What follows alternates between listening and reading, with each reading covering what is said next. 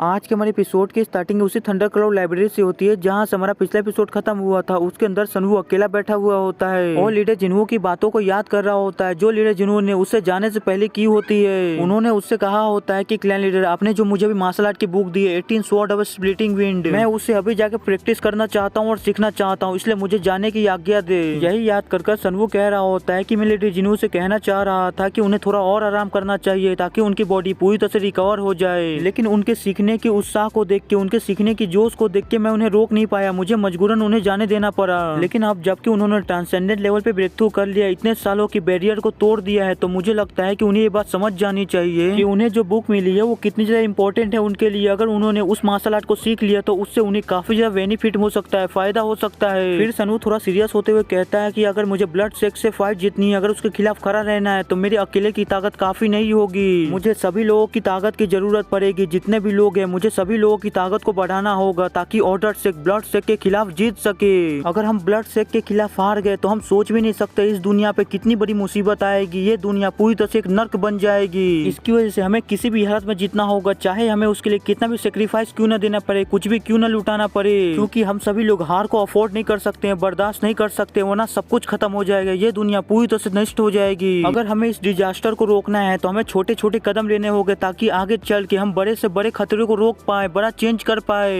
लेकिन खैर छोड़ो, अभी इन सारी बातों का कोई भी मतलब नहीं है, आगे जो होगा देखा जाएगा। लेकिन मैंने जो martial art 18 sword of splitting wind leader जिन्हों को दी है वो काफी ज्यादा अलग है उस बेकर सेक के स्केलेटन से जिसको मैंने अपना समनिंग स्केलेटन बनाया है उसके मार्शल आर्ट से। किसी पुराने मार्शल आर्ट के बुक के अंदर मॉडिफाई करके उसे नया मार्शल आर्ट का बुक बनाना जितना मुश्किल है उससे कहीं ज्यादा मुश्किल है एक नए मार्शल आर्ट को क्रिएट करना। अगर कोई ऐसा करना भी चाहे तो उसे सालों लग जाते हैं ऐसा करने में, और साथ ही साथ उसे काफी ज्यादा मुश्किलों का सामना भी करना पड़ता है एक नया मार्शल आर्ट क्रिएट करने के लिए। लेकिन ये सारी चीजें मुझ पे अप्लाई नहीं होती है क्योंकि मेरे पास एक सिस्टम है जिसकी मदद से मैं सारी चीजें चुटकियों में कर सकता हूँ। मैं जितनी बार अपने सिस्टम को देखता हूँ उतनी बार मुझे ऐसा फील होता है कि मेरे पास एक चीट सिस्टम है जिसकी मदद से मैं कुछ भी ऑब्टेन कर सकता हूँ, कुछ भी पा सकता हूँ। ये सब चीजें सनवू एक नोटिफिकेशन को देख के कह रहा होता है, जिस नोटिफिकेशन के अंदर होता है सनवू ने एक असेंडेंट अनडेड के अंदर अपने लिए रिस्पेक्ट की भावना, इज्जत की भावना ला दी है, जिसकी वजह से उसे अचीवमेंट के तौर पे एक नया स्किल मिलता है जिसका नाम मार्शल आर्ट इनोवेशन होता है, जो कि एक डबल एस रैंक प्लस की स्किल होती है। जिसे देखकर सनवू कहता है 1 महीने बाद गवर्नमेंट कमीशन क्लैन के लेटर की डेडलाइन की लिमिट है, इस डेडलाइन के खत्म होने से पहले मुझे जितनी जल्दी हो सके अपने यून क्लैन की ताकत को बढ़ाना होगा, उसको और भी ज्यादा पावरफुल बनाना होगा ताकि मेरा कमीशन क्लैन किसी भी कमीशन क्लैन से पीछे न रह जाए। और यहीं पे हमारा कहानी सुनाने वाला फिर से आता है जो हमें बताता है कि सनवू के इतना कहने के साथ ही सनवू की 2 जिंदगियां फिर से स्टार्ट हो जाती है, जहाँ पे सनवू अपनी पावर को बढ़ाने के लिए अपनी ट्रेनिंग को फिर से स्टार्ट कर देता है। सनवू रात के अंदर सबके सो जाने के बाद ब्लड मिस्ट वैली के अंदर और भी ज्यादा डीपली जाने लगा। उसका गोल होता था कि उस ब्लड मिस्ट वैली के अंदर जो 3 असेंडेंट स्केलेटन जो अभी भी बचे हुए हैं उन तीनों असेंडेंट स्केलेटन को अपने समनिंग स्केलेटन में कन्वर्ट करना है, उन सभी को अपना समनिंग स्केलेटन बनाना है। हालांकि भले वो एक स्केलेटन है बस, लेकिन किसी असेंडेंट लेवल के एक्सपर्ट से फाइट करना कोई मजाक का खेल नहीं है। सनवू ने उस बेगर से के स्केलेटन को पहले इसलिए हरा पाया क्योंकि सनवू ने उसके ऊपर अपने सरप्राइज अटैक से अटैक किया था, जिसकी वजह से उसे समझने का समय ही नहीं मिला और वो कुछ समझ पाता उससे पहले ही वो हार चुका था। इसकी वजह से सनवू ने उस फाइट को काफी ज्यादा इजीली कंप्लीट कर लिया, खत्म कर दिया। लेकिन इसकी वजह से सनवू को एक चीज तो समझ में आ गई कि अगर वो फेस टू फेस किसी असेंडेंट लेवल के एक्सपर्ट से लड़ता है तो उसे जीतने में काफी ज्यादा प्रॉब्लम होगी, और वो उस असेंडेंट लेवल के एक्सपर्ट से जीत भी पाएगा कि नहीं ये पूरी तरह से कंफर्म भी नहीं होगा। जिसकी वजह से सनवू ने सीधे अपने फाइट के स्ट्रेटेजी को ही चेंज कर दिया।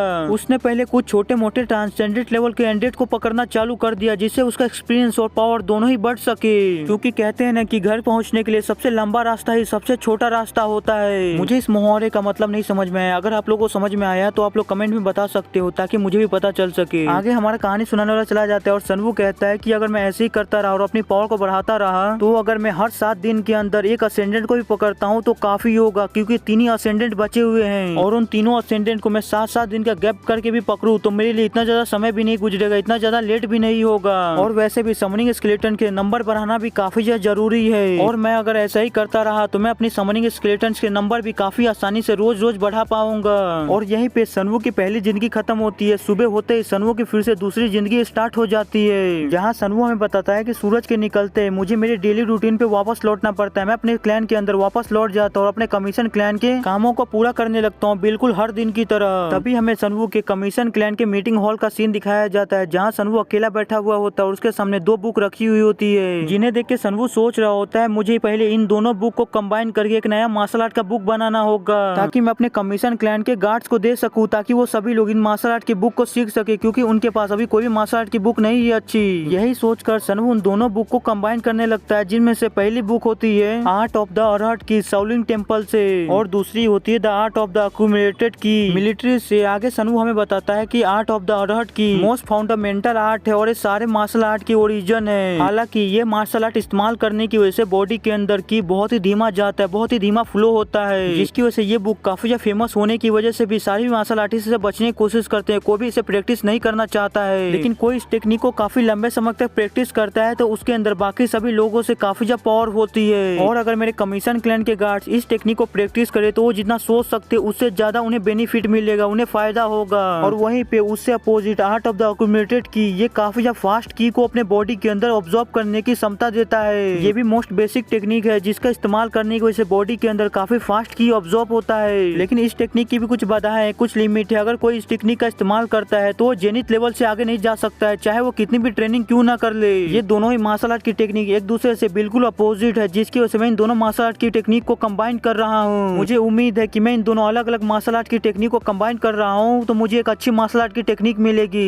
यही कहकर सनवू अपनी स्किल को एक्टिवेट करता है, उन दोनों मार्शल आर्ट की बुक को कंबाइन करने लगता है, जिसकी वजह से वो दोनों मार्शल आर्ट की टेक्निक धीरे धीरे करके एक दूसरे में कंबाइन होने लगती है। और बस कुछ ही समय में सनवू उन दोनों मार्शल आर्ट की बुक को कंबाइन कर लेता है, और कंबाइन करने के बाद सीधे व्हाइट क्लाउड के लीडर को जाके दे देता है, और देने के बाद उससे कहता है ये एक नई मार्शल आर्ट की बुक है जिसका नाम plus of the art of the Buddha news है, जिसे मैंने क्रिएट किया है। तुम इसे पढ़ के बताओ कि आखिरकार ये मार्शल आर्ट की बुक कैसी है। ये सुनकर व्हाइट क्लाउड के लीडर पहले उस बुक को पढ़ते हैं, बुक को पढ़ने के बाद कहते हैं मेरी एक्सपेक्टेशन से भी बियॉन्ड है ये बुक। इस बुक को मैं बड़ी आसानी से पढ़ पा रहा हूँ, समझ पा रहा हूँ। मुझे इस बुक को समझने में या पढ़ने में कोई भी परेशानी नहीं हो रही है। ये बुक तो पूरी तरह से एक परफेक्ट मार्शल आर्ट की बुक है। आखिरकार आप इस तरह की परफेक्ट मार्शल आर्ट की बुक कैसे क्रिएट कर सकते हैं। ये सुनकर सनवू कहता है मुझे खुशी हुई कि तुम्हें ये बुक पसंद आई, मुझे ये सुन के राहत मिली। जबकि तुम्हें भी ये बुक पसंद आ चुकी है तो जितनी जल्दी हो सके इस बुक को हमारे कमीशन क्लैन के गार्डों में बंटवाना चालू कर दो, ताकि वो सभी लोग इस बुक को प्रैक्टिस करके अपनी ताकत को बढ़ा सके। ये सुन के व्हाइट क्लाउड लीडर जल्दी से उठ के वहाँ से जाने लगते और कहते मैं भी ऐसा करता हूँ। लेकिन तभी सनवू उसे रोक लेता और उससे कहता है कि एक मिनट रुको, एक और चीज है जो मुझे तुमसे कहनी है। क्या तुम उस इंसान को जाके कह सकते हो कि वो आके मुझसे मिले। और सनवू किस इंसान की बात कर रहे हो आपको जल्दी पता चल जाएगा और आप लोग को काफी बड़ा सरप्राइज मिलने वाला है। और ऐसे ही सनवू को अपने कमीशन क्लैन के काम करते करते शाम हो जाती है, और शाम होते ही सनवू अपने सारे कमीशन क्लैन के काम खत्म करने के बाद अपने रूम पे वापस आ जाता है। तभी उसके पास उसका सर्वेंट आता है जिसे हमें काफी समय बाद दिखाया गया है, जो अंदर आते ही सनवू से कहता है क्लैन लीडर क्या मैं अंदर आ सकता हूँ। ये सुनकर सनवू कहता है हाँ अंदर आ जाओ। ये सुन के वो सर्वेंट अंदर आता है और सनवू से कहता है क्लैन लीडर आपने जिसको बुलाया था वो बाहर आ चुका है। सनवू कहता है ठीक है उसे बोलो कि कमरे के अंदर आए, और हाँ जब वो कमरे के अंदर आ जाए तो तुम इस बात को श्योर करना कि कमरे के आसपास कोई भी नहीं होना चाहिए। उसका सर्वेंट कहता है ठीक है क्लैन लीडर मैं इस बात का ध्यान रखूंगा कि कमरे के आसपास कोई भी ना हो। यही कहने के साथ वो बाहर जाता है और जो बाहर खड़ा इंसान होता है उससे कहता है कि जाओ क्लैन लीडर तुम्हें अंदर बुला रहे हैं। ये सुनते ही वो पर्सन अंदर एंटर करता है। वो जैसे एंटर करता है तो हमें दिखाया जाता है वो कोई और नहीं, वो गोल्डन हेयर वाला बंदा होता है, जो अंदर आते ही सनवू ग्रीट करता है और सनवू से कहता है क्लैन लीडर आखिरकार आपने मुझे इतना ज्यादा अर्जेंट क्यों बुलाया, क्या आपको मुझसे कोई काम था।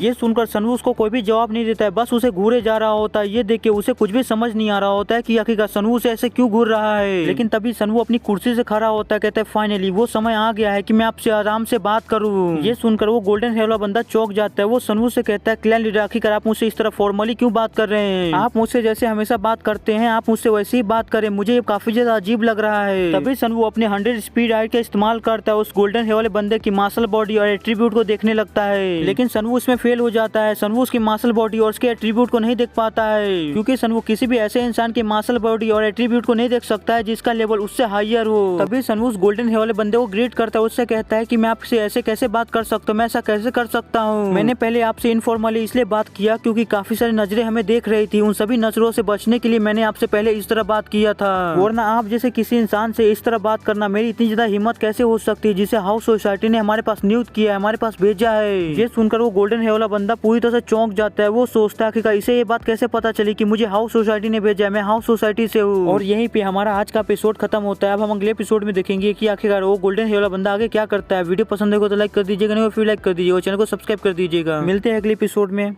बाय।